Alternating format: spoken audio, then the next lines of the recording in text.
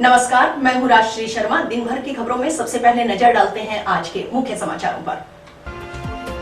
श्रमिकों के साथ पंचायत को भी होगा फायदा। मुख्यमंत्री ग्रामीण रोजगार गारंटी योजना के संदर्भ में प्रशिक्षण आयोजित। संचालक पर गंभीर आरोप, नशे की हालत में कॉलेज आने का आरोप। छात्रा ने माता पिता के साथ अतिरिक्त जिला कलेक्टर के पास पहुंच लगाई मार्कशीट दिलवाने की गुहार। मुख्य द्वार के पास लगाए संकेतक बोर्ड। 17 अक्टूबर को हुए हादसे के बाद से बंद किए हैं किले में प्रवेश। पंजीयन करवाने वाला किसान खरीद केंद्र पर नहीं लेकर पहुंचा मूंग की फसल।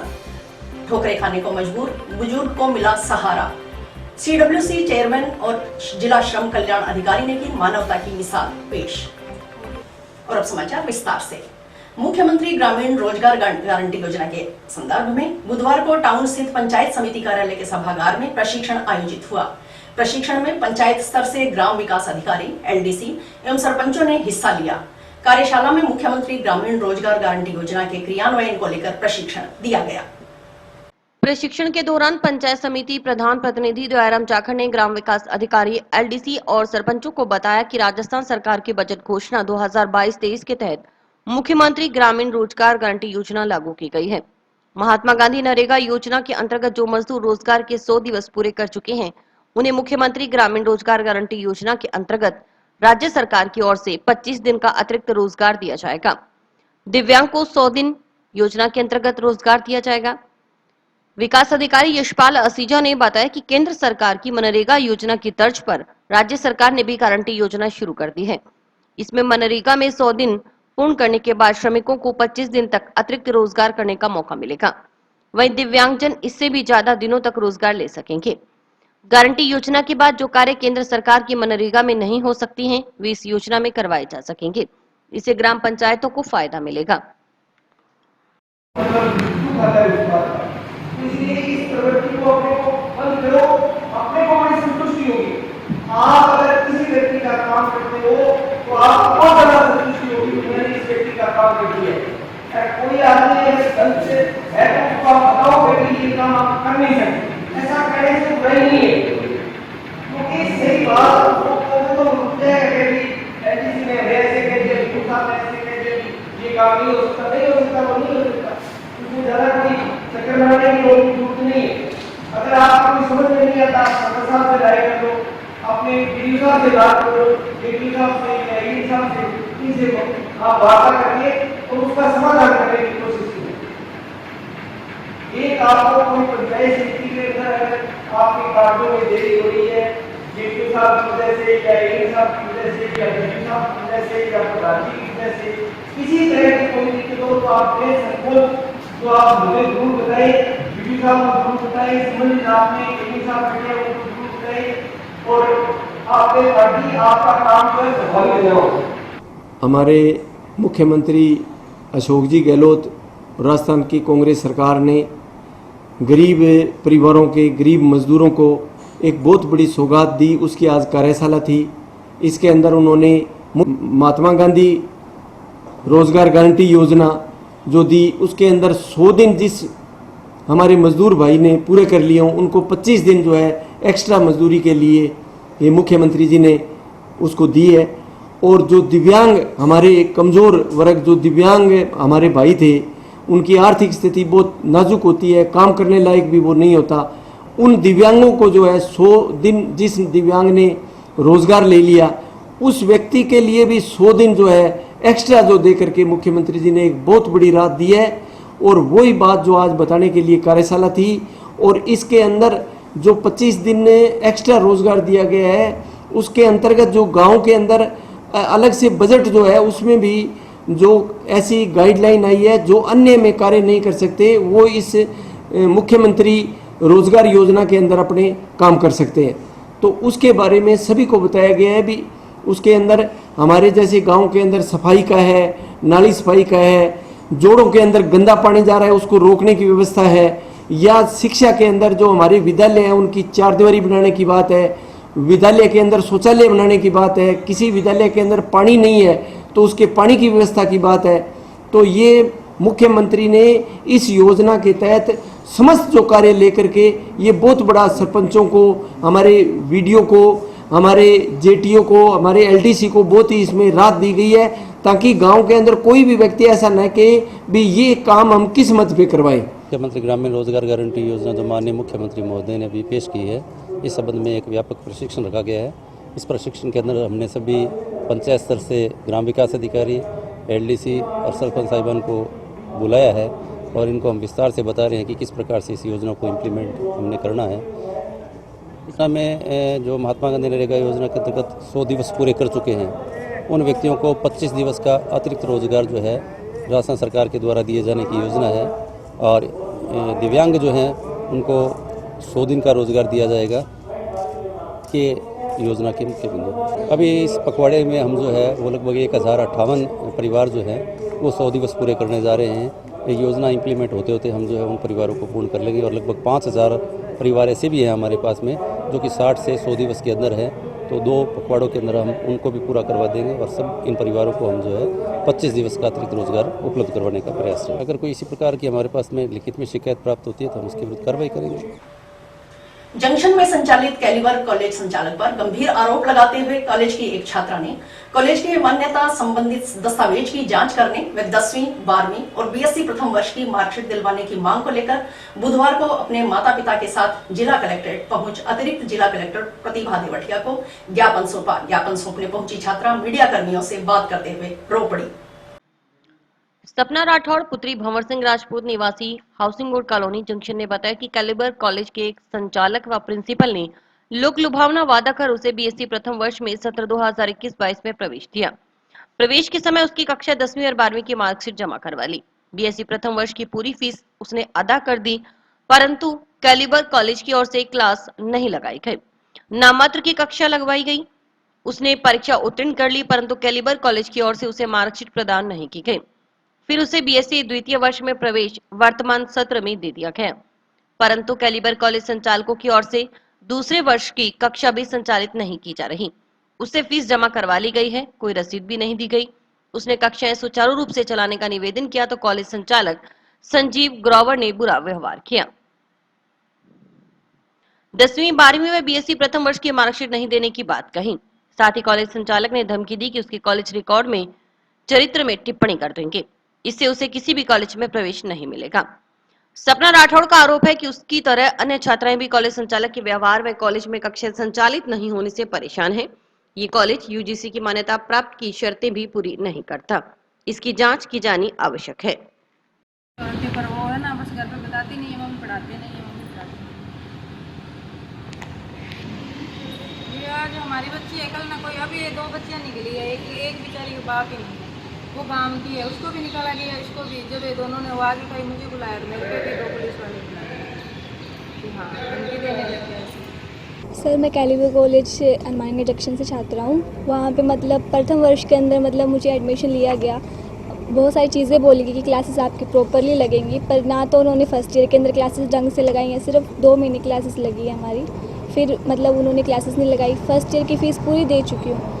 घर वालों से ये बोला गया है कि उन्हें एक्स्ट्रा फ़ीस देनी पड़ेगी, तब भी वो मुझे नहीं रखेंगे। सेकेंड ईयर में जब हमने क्लास की मांग की तब उन्होंने हमें पहले 1-2 दिन का बोला, फिर मतलब आगे उन्होंने दिन चढ़ाते गए। जब मंडे को मैं 30 अक्टूबर को उनके पास गई तब उन्होंने मुझसे बदतमीज़ी करने की कोशिश की और फिर उन्होंने मुझे कॉलेज से निकाल दिया गया सबके सामने। बदतमीज़ी, गंदी गालियाँ देख के निकाला और उसके बाद जब मैंने पेरेंट्स को इन्फॉर्म किया तब सर उन्होंने पुलिस बुला ली। इसलिए सर मुझे अब ना तो वो 10वीं 12वीं की मार्कशीट पर दे रहे हैं, ना फर्स्ट ईयर की मार्कशीट दे रहे हैं और मुझे ये बोला गया है कि वो मेरे कैरेक्टर के बारे में मतलब कैरेक्टर सर्टिफिकेट में लिख कर मेरा भविष्य ख़राब कर देंगे ताकि मुझे कहीं एडमिशन ना मिले। सर मैं यही बोलूँगी कि मेरा एडमिशन कहीं और हो जाए साथ में सर के खिलाफ अगेंस्ट कार्रवाई की जाए, क्योंकि वो नशे भी करते हैं, खुद भी लड़कियों से बदतमीज़ी करते हैं सोसी के लिए। आज मेरे साथ हुआ है, किसी और के साथ ना हो फिर से। हाँ, आवाज़ उठाई है, फिर बच्ची ने कहा उनको कि पढ़ा क्लासें लगाओ, लेकिन क्लासें ना लगाने की वजह से इन्होंने फिर हमें किया। हमने जाके उनको बोला तो वो कहते मैं क्लासें दूंगा ही नहीं, मैं 2-3 बच्चों की क्लास नहीं दे सकता। अब रो रही है और कर रही है कि पापा मेरा कैरियर ख़राब हो रहा है। तो मैं एक मजदूरी करने वाला आदमी हूँ और रंग रोगन का काम करता हूँ, ज़्यादातर मैं बाहर रहता हूँ।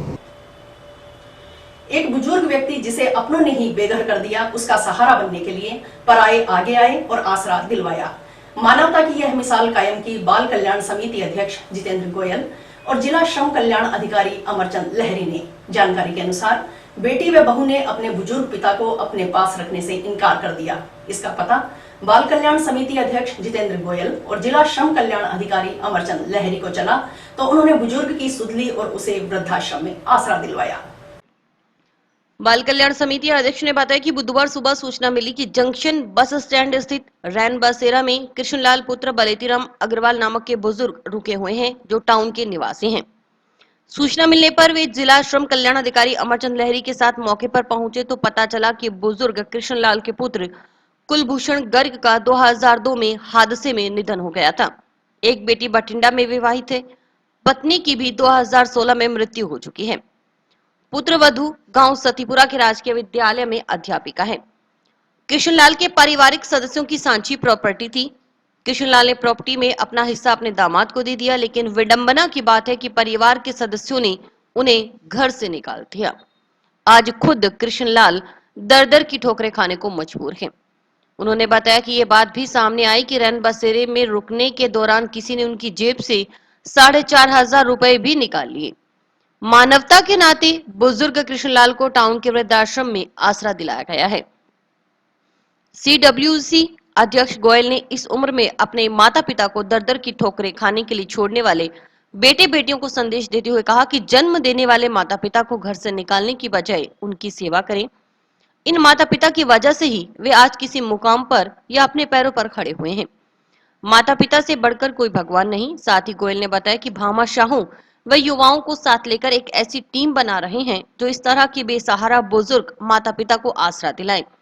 साथ ही उनके परिजनों से बात कर उनसे समझाइश कर बुजुर्ग माता पिता को उनके घर में वापस आवासित करवाएं। आज किसी मीडिया के साथी के माध्यम से एक खबर मिली थी कि कोई पीड़ित बुजुर्ग है, वो बस स्टैंड जंक्शन के अंदर है, वो निराश्रित अवस्था में रह रहा है। तो अपने बाल कल्याण समिति अध्यक्ष साहब हैं जितेंद्र गोयल जी और कुछ मीडिया के साथी थे, तो उनके साथ में जब बस स्टैंड का विजिट किया तो उस बुजुर्ग वास्तव में निराश्रित अवस्था में था और एक ज़रूरतमंद और पीड़ित व्यक्ति था। उसके कुछ पैसे भी थे जेब में, वो तथा कथित रूप से बताया जा रहा है कि पैसे भी निकलवा लिए। खाने पीने की उसकी व्यवस्था नहीं है, रहने की व्यवस्था नहीं है। ज़मीन का कोई कुछ टुकड़ा था उसके पास, वो बेच के लोगों ने खा लिया, तो उसके रहने की जगह नहीं थी। अध्यक्ष महोदय गोयल जी के प्रयास से हमने टाउन वृद्धाश्रम में संपर्क किया, जो अपना घर आश्रम है, तो उनको वहाँ एक बार व्यवस्था की है। हालांकि गोयल जी के प्रयासों से सामूहिक रूप से हमने प्रयास करके तो उसको एक बार तो सबमिट कर दिया वहाँ पे, लेकिन उन लोगों का ये कहना था कि वहाँ पे देख रेख करने के लिए कोई व्यवस्था नहीं है। तो सभी समाज से अपील करके और कुछ लोगों को, युवा साथियों को साथ लेके वहाँ को रहने की व्यवस्था और इस एक सोशल मुहिम चलाने की आवश्यकता है अपने क्षेत्र में, कि जिससे बड़े बुजुर्गों ने बच्चों को पाल पोस के बड़ा किया और आज ये दिन देखना पड़ रहा है कि उसको खुद रहने की और रोटी की जगह नहीं मिल रही। तो ये एक समाज के लिए कलंक है हम सभी के लिए। तो हम एक साझा प्रयास करके शीघ्र ही इस क्षेत्र के अंदर अपने को कार्य करने की जरूरत है और हम करेंगे सभी के प्रयास। एक पखवाड़े से अधिक समय पहले टाउन के भटनेर दुर्ग की जर्जर दीवार गिरने से हुए हादसे के बाद से किले में सर्वेक्षण का कार्य जारी है। भारतीय पुरातत्व सर्वेक्षण संगठन की ओर से सर्वेक्षण का कार्य करवाया जा रहा है। 17 अक्टूबर को हुए हादसे के बाद से ही किले के द्वार बंद कर प्रवेश पर रोक लगा दी गई थी, जो अभी भी जारी है। भारतीय पुरातत्व सर्वेक्षण संगठन की ओर से बुधवार को भटनेर किले के बाहर मुख्य द्वार के पास संकेतक बोर्ड लगवा दिए गए हैं। इन संकेतक बोर्डों पर लिखा गया है कि किले की दीवारें क्षतिग्रस्त हैं, कृपया इनसे दूर रहें। यहां जाने पर आग के खिलाफ दंडात्मक कार्रवाई की जा सकती है। किले तथा किले के आसपास चींटियों को चुग्गा न डालें। किले की दीवारें पुरानी व कमजोर होने की वजह से इन पर न चढ़ें, इससे आपको क्षति पहुंच सकती है। अपने जान माल की जिम्मेदारी आपकी स्वयं की होगी। भारतीय पुरातत्व सर्वेक्षण संगठन के कनिष्ठ संरक्षक सहायक देवव्रत ने बताया कि किले की दीवार क्षतिग्रस्त है, सर्वेक्षण का कार्य चल रहा है, इसलिए किले में प्रवेश बंद कर दिया गया है। यहां आने वाले नागरिकों को ध्यान रहे कि इसके लिए किले के मुख्य द्वार के पास बोर्ड लगाए गए हैं। चींटियों को चुग्गा न डालने की हिदायत दी गई है। इसके अलावा सर्वेक्षण कार्य जारी रहने तक किले में नहीं आने को कहा गया है। गौरतलब है कि टाउन स्थित भटनेर दुर्ग में चल रहे निर्माण कार्य के दौरान 17 अक्टूबर सुबह एक दीवार अचानक भर भरा कर गिर गई। मलबे के नीचे दबने से एक मजदूर की मौके पर मौत हो गई, जबकि 5 मजदूर घायल हो गए। दुर्ग में मौजूद लोगों ने इसकी सूचना एम्बुलेंस 108 और पुलिस को दी। मजदूरों को मलबे से निकालकर अस्पताल पहुंचाया। भारतीय पुरातत्व सर्वेक्षण संगठन की ओर से किले में निर्माण कार्य करवाया जा रहा है। स्थानीय नागरिकों ने ठेकेदार पर लापरवाही के आरोप लगाए। उनका कहना था कि बिना सुरक्षा उपकरणों के मजदूरों से कार्य करवाया जा रहा था। हादसे के बाद भटनेर दुर्ग में मरम्मत कार्य को एक बार ही रोक दिया गया तथा दुर्ग के अंदर जाने पर पाबंदी लगा दी गई। एडवोकेट हितेश पेशवानी के चैम्बर का उद्घाटन बुधवार को जिला एवं सेशन न्यायालय परिसर स्थित अधिवक्ता चैम्बर्स में समारोह पूर्वक हुआ। कार्यालय का उद्घाटन बाल कल्याण समिति अध्यक्ष जितेंद्र गोयल, नगर परिषद सभापति गणेश राज बंसल, नगर परिषद निर्माण समिति अध्यक्ष व पार्षद सुमित रणवा, बार संघ अध्यक्ष मनजिंदर सिंह लेघा, पूर्व अध्यक्ष मनीष तंवर, पूर्व सभापति व पार्षद नगीना बाई ने किया। इस मौके पर एडवोकेट हितेश पेशवानी ने बताया कि उनका सपना था कि जनता की सेवा के लिए वकालत शुरू करें। उन्होंने 2019 में एलएलबी की थी। इसके बाद 2 साल तक हाईकोर्ट में प्रैक्टिस की। इसके बाद चैम्बर खोलकर वकालत का विधिवत आगाज किया गया। फौजदारी व सिविल मामलों में वकालत की जाएगी। न्याय के लिए भटक रहे समाज के गरीब तबके की निःशुल्क वकालत कर उसे न्याय दिलाने का प्रयास रहेगा। सभापति गणेश राज बंसल ने गरीब तबके की निःशुल्क वकालत किए जाने की एडवोकेट हितेश पेशवानी की पहल की सराहना करते हुए उन्हें साधुवाद दिया। बार संघ अध्यक्ष मनजिंदर सिंह लेघा ने भी पेशवानी के समाज सेवा के क्षेत्र में बढ़ाए गए इस कदम की सराहना करते हुए नई ऊंचाइयां छूने के लिए शुभकामनाएं दी। साथ ही कहा कि अन्य अधिवक्ता भी इसका अनुसरण करें। जो व्यक्ति फीस देने में सक्षम नहीं है, अधिवक्ता उनकी निःशुल्क पैरवी कर उनका सहयोग करे। आज हमारे एडवोकेट हितेश पेशवानी जी ने अपने चैम्बर का उद्घाटन किया। उद्घाटन के अवसर पर सारे अधिवक्तागण, वरिष्ठ अधिवक्तागण आए, उनको आशीर्वाद दिया और उनको आशीर्वाद दिया कि उनका भविष्य जो है वो उज्ज्वल में हो। और सबसे बड़ी हर्ष की बात यह है कि हितेश जो पेशवानी जी हैं, उन्होंने ये संकल्प लिया और हमें बताया कि वो समाज सेवा करेंगे। और उन्होंने ये कहा कि जो भी गरीब व्यक्ति या जो एडवोकेट की फीस देने में सक्षम नहीं है, उसकी वो फ्री पैरवी करने का उन्होंने संकल्प लिया है। तो इसके लिए वो साधुवाद के पात्र हैं और मेरी तरफ से भी उनको बहुत मैं आशा करता हूं कि वो उनका भविष्य उज्जवल में हो और वो वकालत के क्षेत्र में ऊंचाइयों को प्राप्त करें और लोगों को, गरीब लोग हो चाहे कोई भी है, उनको न्याय प्राप्ति में सहायता प्रदान करें। आज जिला न्यायालय हनुमानगढ़ के एडवोकेट्स चैम्बर्स में चैम्बर नंबर 121 में श्री हितेश जी पेशवानी जी एडवोकेट के कार्यालय का उद्घाटन हुआ है। श्री हितेश जी पेशवानी जी के चाचा जी श्री विजय पेशवानी जी भी वहाँ पर मौके पर उपस्थित रहे। काफ़ी जनसमूह एकत्रित हुआ। हितेश पेशवानी जी ने ये ऐलान किया है कि वो गरीब व्यक्ति की निःशुल्क मदद करेंगे। ये बहुत ही अच्छा कार्य है। मैं इन्हें साधुवाद देता हूँ। मैं उनके सुखद भविष्य की कामना करता हूँ। आज मेरे भतीजे हितेश पेशवानी के चैम्बर का उद्घाटन हुआ और सब अधिवक्ता आए और पूरा शहर आया। और आज खुशी की बात यह है, हितेश पेशवानी ने घोषणा की है, जो भी गरीब, हर किसी भी समाज से अगर गरीब व्यक्ति है, उसके पास फीस की व्यवस्था नहीं है, तो उससे कोई लूटपाट नहीं की जाएगी। उसको फ्री निःशुल्क उसका जो है पैरवी की जाएगी उसकी। और हमेशा हर ग्राहक के लिए ये रहेगा, कस्टमर के लिए रहेगा, उसको न्याय मिले, पैसों का कोई लालच नहीं है और सेवा करेगा और सेवा भाव से आगे बढ़ेगा। राजफेड का दूसरे दिन भी मूंग की न्यूनतम समर्थन मूल्य पर खरीद का खाता नहीं खुल सका। हनुमानगढ़ तहसील में जंक्शन व टाउन में स्वीकृत खरीद केंद्रों में जंक्शन खरीद केंद्र पर अभी तक एक भी किसान ने पंजीयन नहीं करवाया है, जबकि टाउन केंद्र पर 2 किसानों ने पंजीयन तो करवाया है, लेकिन पंजीयन करवाने वाला किसान न तो मंगलवार को अपनी कृषि जिन्स लेकर केंद्र पर पहुंचा और न ही बुधवार को दूसरे दिन। हालांकि पंजीयन के दौरान मिलने वाली तारीख के 10 दिन के भीतर किसान अपनी उपज केंद्र पर बेच सकेगा। राजफेड की ओर से जिले में मंगलवार को न्यूनतम समर्थन मूल्य पर मूंग की सरकारी खरीद की प्रक्रिया शुरू की गई थी। मूंग की सरकारी खरीद के लिए जिले में 10 केंद्र बनाए गए। जंक्शन व टाउन के अलावा बुधवार तक भादरा केंद्र पर भी 80, रावसर में 2, नोहर में 49, मूंग उत्पादक क्षेत्र गोलूवाला में 114 पंजीयन हो चुके हैं। संगरिया, टीबी व पल्लू केंद्र पर अभी तक किसी ने पंजीयन नहीं करवाया। हनुमानगढ़ क्रय विक्रय सहकारी समिति प्रबंधक ब्रिजलाल जांगू ने बताया कि मूंग की न्यूनतम समर्थन मूल्य पर खरीद के लिए समिति के पास जंक्शन व टाउन में 2 केंद्र स्वीकृत है। दोनों केंद्रों में टाउन केंद्र पर मात्र 2 पंजीयन हुए। इनमें से एक किसान को मंगलवार को तारीख मिली हुई थी, लेकिन वह किसान टाउन मंडी से करीब 20 किलोमीटर दूर का निवासी है। इस किसान की करीब 4.5 क्विंटल मूंग की खरीद की जानी है, क्योंकि 1 क्विंटल 62 किलोग्राम प्रति बीघा के हिसाब से तोल किया जाना है। इस किसान ने 3 बीघा में मूंग की बिजाई की थी। इस कारण किसान मंगलवार को और न ही बुधवार को अपनी फसल लेकर केंद्र पर पहुंचा। इसके अलावा हनुमानगढ़ क्षेत्र को मूंग उत्पादक क्षेत्र नहीं कहा जा सकता, क्योंकि इस क्षेत्र में मूंग की काफी कम क्षेत्र में बिजाई हुई है। किसी किसान ने 1 बीघा तो किसी ने 2 या 3 बीघा में ही मूंग की बिजाई की थी। इसलिए कम क्षेत्र में मूंग की बिजाई करने वाला किसान अमूमन यह नहीं चाहता कि वह ऑनलाइन पंजीकरण की सिरदर्दी ले। समिति के पास समर्थन मूल्य मूंग खरीद के लिए टाउन और जंक्शन 2 केंद्र स्वीकृत है।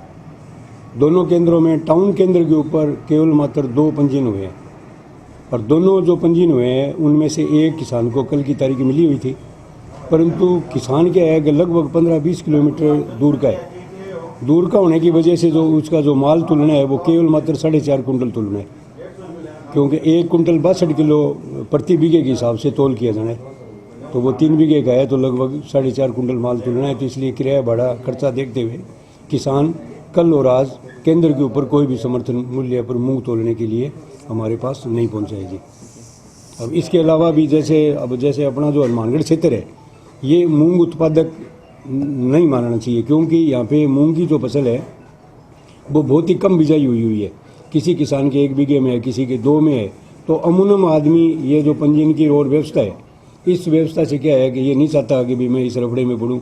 कभी ऑनलाइन गिरदावरी नहीं मिलती, गिरदावरी मिल गई तो P35 दर्ज नहीं हो रहा है। हल्का जो पटवारी है उसके ऊपर P35 दर्ज भी नहीं करके दे रहे हैं। जैसे किशनपुरा के अंदर 2-3 किसान जो है वो कल भी आके गए थे, तो वो कह रहे हैं भी ऑनलाइन गिरदावरी नहीं निकल रही है, फिलहाल ऑनलाइन निकलेगी उसके बाद में P35 की बात आएगी।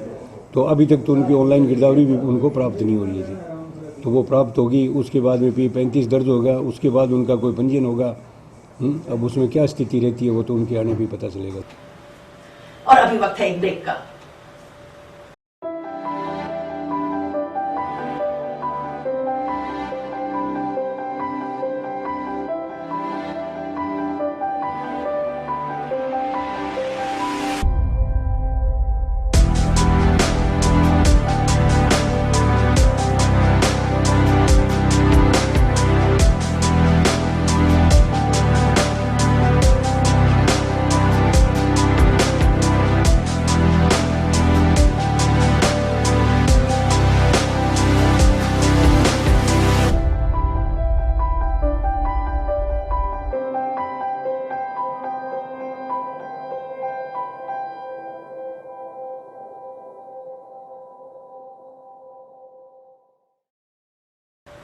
दीपावली के अवसर पर चिकित्सा एवं स्वास्थ्य विभाग द्वारा चलाए जा रहे शुद्ध के लिए युद्ध अभियान के तहत लिए गए सैंपल की रिपोर्ट प्राप्त हो रही है। अभियान के तहत लगभग 40 सैंपल लिए गए थे, जिनमें से 17 सैंपल की रिपोर्ट प्राप्त हो चुकी है। इनमें से एक सैंपल सब स्टैंडर्ड पाया गया है। सब स्टैंडर्ड खाद्य सामग्री के विक्रेता पर विभागीय कार्रवाई की जाएगी। मुख्य चिकित्सा एवं स्वास्थ्य अधिकारी डॉक्टर नवनीत शर्मा ने बताया कि दीपावली के अवसर पर आमजन द्वारा वृहद स्तर पर मिठाइयां खरीदी जाती हैं। ऐसे में राज्य सरकार द्वारा समस्त राजस्थान में शुद्ध के लिए युद्ध अभियान चलाया, जिसके तहत मिलावटी खाद्य सामग्री की सूचना देने वाले को 51,000 रुपए की राशि पुरस्कार स्वरूप देने की घोषणा भी की गई। डॉक्टर शर्मा ने बताया कि 10 अक्टूबर से 31 अक्टूबर तक जिले में 40 सैंपल लिए गए। इनमें से 17 सैंपल की रिपोर्ट प्राप्त हो चुकी है। इनमें 15 सैंपल बिल्कुल सही पाए गए। सरस घी का एक सैंपल मिस ब्रांड पाया गया, जो 10 अक्टूबर को जंक्शन स्थित भगत सिंह चौक पर मैसर्स भारत एजेंसी से लिया गया था। इसके अतिरिक्त 13 अक्टूबर को रावसर स्थित मैसर्स बालाजी डेयरी से क्रीम का सैंपल लिया गया, जो सब स्टैंडर्ड पाया गया है। उन्होंने बताया कि मैसर्स बालाजी डेयरी से खिलाफ कानूनी कार्रवाई की जाएगी। निरीक्षण टीम में खाद्य सुरक्षा अधिकारी जयसिंह यादव, टेक्नीशियन दिलीप सिंह एवं सहायक हीरावल्लभ शर्मा शामिल रहे। विद्युत मीटर बदलने व बिल दुरुस्त करने की मांग को लेकर टाउन की इंदिरा कॉलोनी निवासी एक विद्युत उपभोक्ता ने बुधवार को जोधपुर विद्युत वितरण निगम लिमिटेड के अधीक्षण अभियंता को ज्ञापन सौंपा। इंदिरा कॉलोनी निवासी हरचरण सिंह पुत्र गुरमेल सिंह ने बताया कि डिस्कॉम की ओर से उसे घरेलू विद्युत कनेक्शन दिया हुआ है। पिछले दिनों उसे 712 यूनिट का बिल दिया गया है, जबकि इतनी बिजली खर्च नहीं की गई। हरचरण सिंह ने उन्हें घर के लगा हुआ विद्युत मीटर बदलने व बिल दुरुस्त करने की मांग की।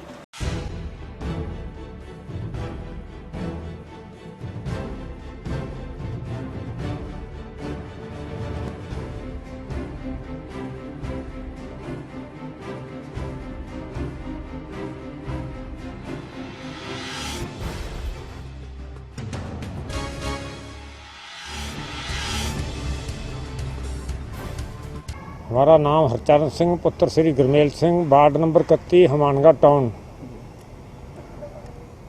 हमारे जो बिजली का मीटर लगा हुआ है घर पे, हमारे पास कोई एसी नहीं है, कोई ऐसा कोई लोडिंग वाला जंतर नहीं है। पहले 300 यूनिट के करीब करीब चलता था, अब एकदम ही 712 यूनिट चल गया। मीटर बहुत अधिक चल गया, बिजली का बिल भी 3 गुना ज़्यादा आ गया। हमने पहले टाउन दफ्तर में एप्लीकेशन दी सी, इसका MRA कराई जावे। इन्होंने सैंडिस कंपनी के कर्मचारी से MRA कराई, हमारे को कोई उसकी रिपोर्ट नहीं दी। अभी तक हमारे को कोई जवाब नहीं मिला। हमने टाउन दफ्तर के बहुत ही चक्कर कट्टे, अब हमारे को मजबूरन SC दफ्तर आना पड़ा। हमारा 2 महीनों से हम बहुत परेशान हैं। और इसी के साथ समाचार समाप्त हुए। रोजाना देखते रहिए समाचार। नमस्कार।